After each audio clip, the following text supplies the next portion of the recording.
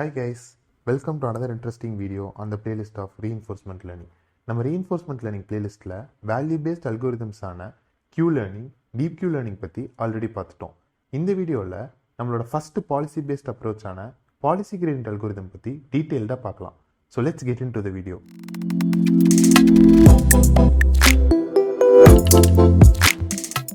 Value based அப்ரோச்சஸில் நம்ம எப்பயுமே ஒரு ஆப்டிமல் இன்டைரக்ட் பாலிசி தான் டெரைவ் பண்ணுவோம்.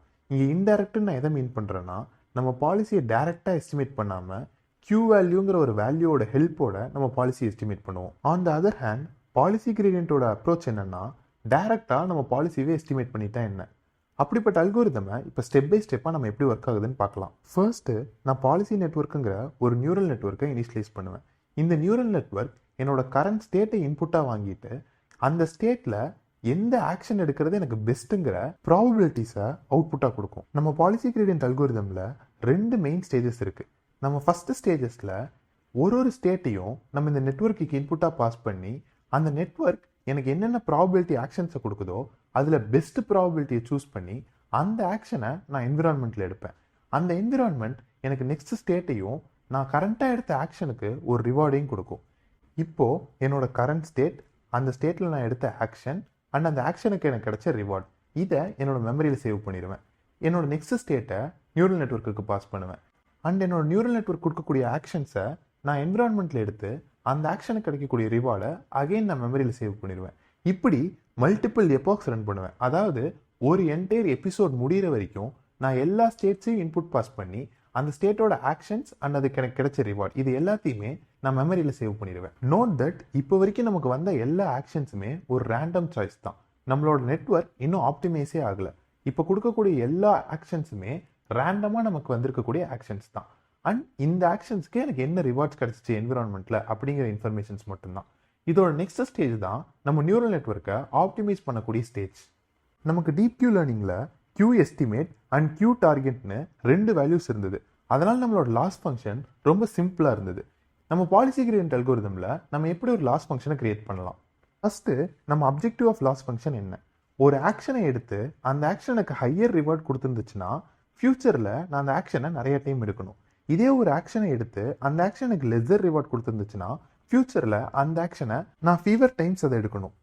ஸோ இதை நான் எப்படி கால்குலேட் பண்ணலாம் அப்படின்னா, நான் ஒரு ஸ்டேட்டையும் திரும்ப என்னோட சேம் பாலிசி நெட்வொர்க்குக்கு பாஸ் பண்ணி என்னோட பாலிசி நெட்வொர்க் எல்லா ஆக்ஷன்ஸுக்கும் ஒரு ப்ராபபிலிட்டி ப்ரெடிக்ட் பண்ணியிருக்கோம். இதில் நான் எந்த ஆக்ஷன் சூஸ் பண்ணனோ அந்த ஆக்ஷனோட ப்ராபபிலிட்டி என்ன அப்படிங்கிறத எடுத்து அந்த ப்ராபபிலிட்டி கூட அப்போ நான் எடுத்த ஆக்ஷனுக்கு எனக்கு என்ன ரிவார்ட் கிடைச்சிச்சோ அதை நான் மல்டிப்ளை பண்ணுவேன். இந்த மாதிரி நான் இது வரைக்கும் பாஸ் பண்ண எல்லா ஸ்டேட்ஸுக்கும் நான் கால்குலேட் பண்ணுவேன். நெக்ஸ்ட்டு இந்த எல்லா ஸ்டேட்ஸ்க்கும் நான் கால்குலேட் பண்ணி வச்சிருக்க வேல்யூவை ஒரு end to end discounted sum பண்ணோம்னா நமக்கு என்ன வேல்யூ கிடைக்குதோ அதுதான் நம்மளோட loss function for the neural network. With the help of this loss value நம்மளோட நியூரல் நெட்வொர்க் இப்போ ஒரு பேக் ப்ரொபகேஷன் ரன் ஆகும். இந்த பேக் ப்ரொபகேஷனில் நம்ம நியூரல் நெட்வொர்க்ஸோட வெயிட்ஸ் எல்லாமே ஒரு ஆப்டிமல் பாலிசியை நோக்கி ஷிஃப்ட் ஆகிருக்கும். இப்போ அகைன் என்னோட ரீப்ளே மெமரியை நான் கிளியர் பண்ணிட்டு என்னோட ஸ்டேட்ஸை ஃபர்ஸ்ட்லேருந்து நான் இன்புட்டாக பாஸ் பண்ண ஆரம்பிப்பேன். ஒரு ஸ்டேட்டுக்கும் எனக்கு ஒரு ஆக்ஷன் கிடைக்கும். அந்த ஒரு ஆக்ஷனையும் நான் என்விரான்மெண்ட்டில் ப்ளே பண்ணி அதோட ரிவார்ட்ஸ் எடுத்து என்னோட மெமரியில் ஃப்ரெஷ்ஷாக சேவ் பண்ணிக்கிட்டே வருவேன். அகெயின் ஒரு என்டையர் எபிசோட் முடிஞ்சதுக்கப்புறம் இந்த என்டையர் எபிசோடில் எனக்கு கிடைச்சக்கூடிய ஸ்டேட்ஸை வச்சு நான் ஒரு புது லாஸ் வேல்யூவை கால்குலேட் பண்ணுவேன். இந்த லாஸ் வேல்யூக்கு அகெயின் என்னோட நியூரல் நெட்வொர்க் ஆப்டிமைஸ் ஆகும். இந்த end to end step n times கண்டினியூஸாக நடந்துக்கிட்டே இருக்கும். At the end of nth time என்னோட நியூரல் நெட்வொர்க் ஒரு ஆப்டிமல் பாலிசியை ப்ரெடிக்ட் பண்ணக்கூடிய நெட்வொர்க்காக சேஞ்ச் ஆயிருக்கும். இதுதான் நம்ம பாலிசி கிரேடியன்ட் அல்கோரிதம்னு சொல்கிறோம். இந்த பாலிசி கிரேடியன்ட் அல்கோரிதமோட இன்னொரு மேஜர் அட்வான்டேஜ் என்னன்னா, வேல்யூ பேஸ்ட் அப்ரோச்சஸில் நம்பர் ஆஃப் ஸ்டேட்ஸ் அதிகமாக நம்ம நியூரல் நெட்வொர்க்கோட காம்ப்ளெக்சிட்டி அதிகமாகிட்டே இருக்கும். ஃபார் எக்ஸாம்பிள், ஒரு இன்ஃபைனைட் ஸ்டேட்ஸ் இருக்கக்கூடிய ஒரு ப்ராப்ளமை வேல்யூ பேஸ்ட் அப்ரோச் யூஸ் பண்ணி நம்மளால் சால்வ் பண்ணவே முடியாது. இமேஜின் நீங்கள் ஒரு செல்ஃப் டிரைவிங் காரை சிமுலேட் பண்ணுறீங்க.